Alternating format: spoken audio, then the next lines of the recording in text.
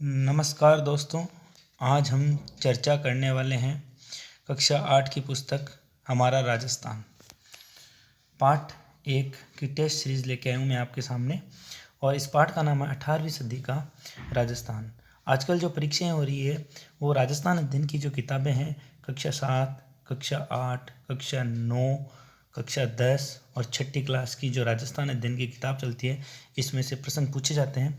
तो आज हम शुरुआत करते हैं और ये सभी एग्ज़ामों में पूछे जाने वाले प्रश्न हैं। तो चाहे रीट का हो, चाहे सेकंड ग्रेड का हो और चाहे अदर कॉलेज प्रोफेसर का एग्ज़ाम हो, तो उसमें हम चर्चा करने वाले हैं। तो स्पेशली ध्यान रखिए। पहला प्रश्न हमारे सामने है, हुर्डा सम्मेलन का आयोजन कब हुआ? तो आप उत्तर याद रखिएगा, 17 जुलाई 1734 को हुर्डा सम्मेलन का आयोजन किया गया दोस्तों।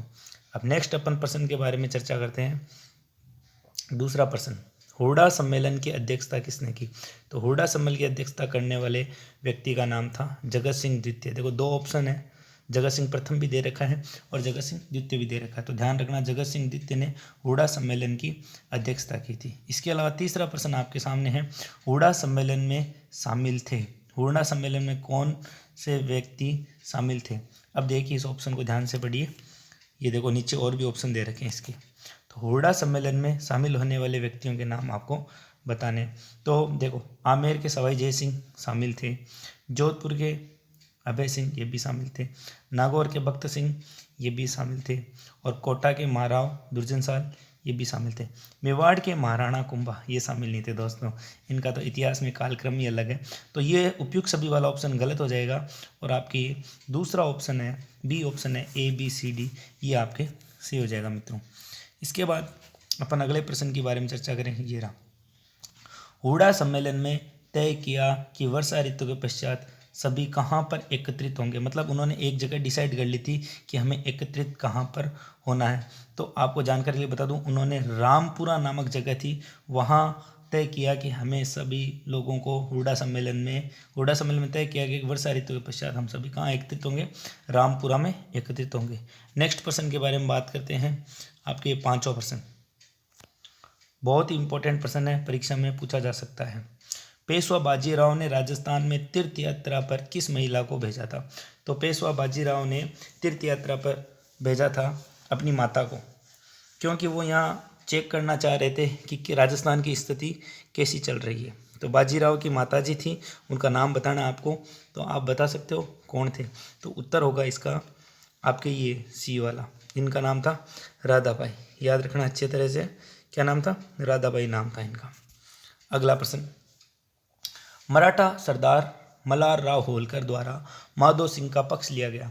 माधो सिंह का युद्ध किसके साथ हुआ था? 6 नंबर प्रश्न है, तो इसका उत्तर है माधो सिंह का युद्ध है वो ईश्वर सिंह के साथ हुआ था। अच्छी तरह से याद कर लेना, माधो सिंह का युद्ध है किसके साथ हुआ था? ईश्वर सिंह के साथ हुआ था। नेक्स्ट प्रश्न देखिए, 7वां प्रश्न, राजमहल व बगरू युद्ध का संबंध किस शासक से है? राजमहल व बगरू का युद्ध ईश्वर सिंह और माधो सिंह के मध्य हुआ था। तो उत्तर में A व B दोनों हो जाएंगे आपके, ऑप्शन C यहाँ सही हो जाएगा मित्रों। अगला प्रश्न 8वां, निम्न में से किस शासक ने आत्महत्या की थी? बहुत ही महत्वपूर्ण प्रश्न है। तो देखो, ईश्वर सिंह ने आत्महत्या कर ली थी। खुद की आत्महत्या किसने की थी? ईश्वर सिंह ने कर ली थी। नेक्स्ट क्वेश्चन देखिए, मैं यहाँ ज़्यादा व्याख्या नहीं कर रहा हूँ क्योंकि आपका समय बहुत इंपॉर्टेंट है। आप 8वीं की किताब पढ़ लेना, उसमें सब आपको डिटेल से मिल जाएगा।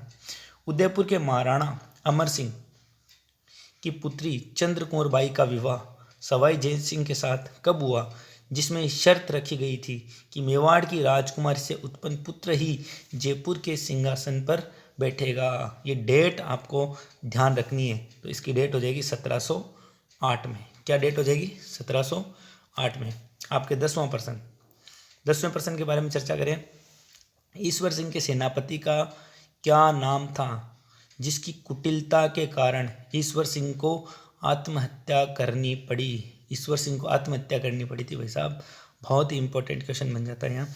तो हरगोविंद नटाणी, इसमें 4 ऑप्शन है, भजनलाल, रोहितास बगरू, मामराज नटाणी और हरगोविंद नटाणी। तो उत्तर क्या हो जाएगा? हरगोविंद नटाणी हो जाएगा इसका उत्तर। नेक्स्ट क्वेश्चन आपके 11वां नंबर क्वेश्चन, निम्न में से जोधपुर से संबंधित शासक नहीं है।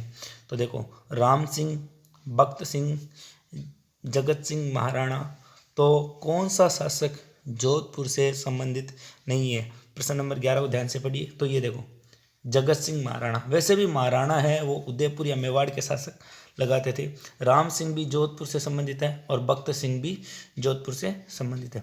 अगला क्वेश्चन नंबर 12 नंबर क्या कह रहा है? 1761 में महाराणा राज सिंह द्वितीय की मृत्यु होने पर मेवाड़ के राज सिंहासन पर किसे बैठाया गया था? तो 8वीं की जब किताब पढ़ोगे तो आपको मिल जाएगा कि अरी सिंह को बिठाया गया था। किसको बिठाया गया था? अरी सिंह को बिठाया गया था। इंपॉर्टेंट हो जाएगा ये प्रश्न। दूसरी किताबों में क्या लिखा हुआ अपन को नहीं, अपन जो 8वीं क्लास की जो राजस्थान अध्ययन की चलती है किताब हमारा राजस्थान, उसमें से सारे क्वेश्चन बनाए गए हैं, तो आप उसका अध्ययन करें, फिर ये टेस्ट देंगे आराम से। इसके अलावा देखो 13 नंबर क्वेश्चन, भरतपुर राज्य के साथ अंग्रेजों ने संधि कब की? Very important question. भरतपुर वापस पढ़ लो, भरतपुर राज्यों के साथ अंग्रेजों ने संधि कब की थी? Question number 13। तो उत्तर बताइए, ये होगा 29 सितंबर 1803 को। 29 सितंबर 1803 को भरतपुर राज्य के साथ अंग्रेजों ने क्या की थी? संधि की थी। क्वेश्चन नंबर 14 देखो, 1818 तक किस राज्य को छोड़कर सभी राज्यों ने EIC का, ईस्ट इंडिया कंपनी का संरक्षण स्वीकार कर लिया था? अंग्रेजों की जो कंपनी थी ईस्ट इंडिया कंपनी, उसका संरक्षण स्वीकार कर लिया था। 1818 तक एक राज्य को छोड़कर लगभग सभी राज्यों ने उनका अधीनता स्वीकार कर ली थी, संरक्षण स्वीकार कर लिया था। तो इसमें उत्तर हो जाएगा, देखो भरतपुर ने भी स्वीकार कर लिया, मेवाड़ ने भी स्वीकार कर लिया, झालावाड़ ने भी स्वीकार कर लिया, सिरोही ने स्वीकार नहीं किया था। उत्तर हो जाएगा सी नंबर ऑप्शन इसका उत्तर हो जाएगा दोस्तों। क्वेश्चन नंबर 15, किस राज्य के विरोध के कारण EIC व सिरोही से तत्काल में संधि नहीं हो पाई? तो इसका उत्तर हो जाएगा 15 नंबर क्वेश्चन में उत्तर हो जाएगा मारवाड़ आपके। इसके कारण ईस्ट इंडिया कंपनी व सिरोही में संधि नहीं हो पाई थी। सिरोही ने संधि पर हस्ताक्षर कब किए थे? Important question. देखो एक तो सबसे पहला पूछा जाता है और एक अंतिम राज्य जो होता है ना, जिसने संधि पर एकदम अंत में हस्ताक्षर किए, उसका प्रश्न इंपॉर्टेंट बन जाता है। तो इंपॉर्टेंट बन गया, सिरोही ने संधि पर हस्ताक्षर कब किए? तो 1823 में किए दोस्तों। चौथ कर क्या है? अलग अलग प्रकार के कर थे, तो इसमें चौथ कर क्या है? तो चौथ कर बताओ। देखिए, तो चौथ मराठों द्वारा लिया जाता था और एक ये सुरक्षा कर था। उस कर के बदले वो राजस्थान के जो अलग अलग शासक थे, जो अलग अलग राज्यों में ये बंटा हुआ था, अलग अलग जो ठिकाने थे, अलग अलग रियासतें थी, उनको सुरक्षा करने की गारंटी देते थे। उसके बदले में वो चौथ कर लेते थे।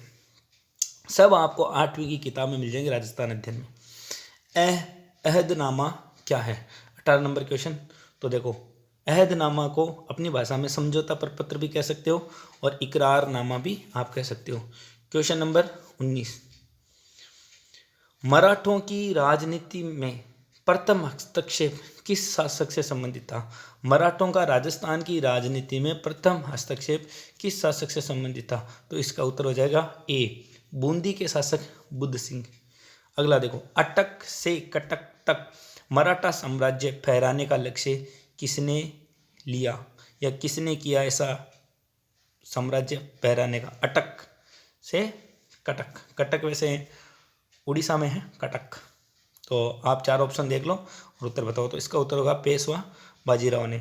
मित्रों, इसकी अगर PDF लेनी है तो हमारे टेलीग्राम में इसकी PDF डाल दी है मैंने, वहाँ से आप डाउनलोड कर सकते हो और नीचे ऐसे उत्तर भी दे रखे हैं। एक बार आप स्क्रीनशॉट ले लो और उत्तर आप मिला लेना वापस इसके, है ना। ये उत्तर माला है, आंसर की है, ठीक है। धन्यवाद, जय हिंद।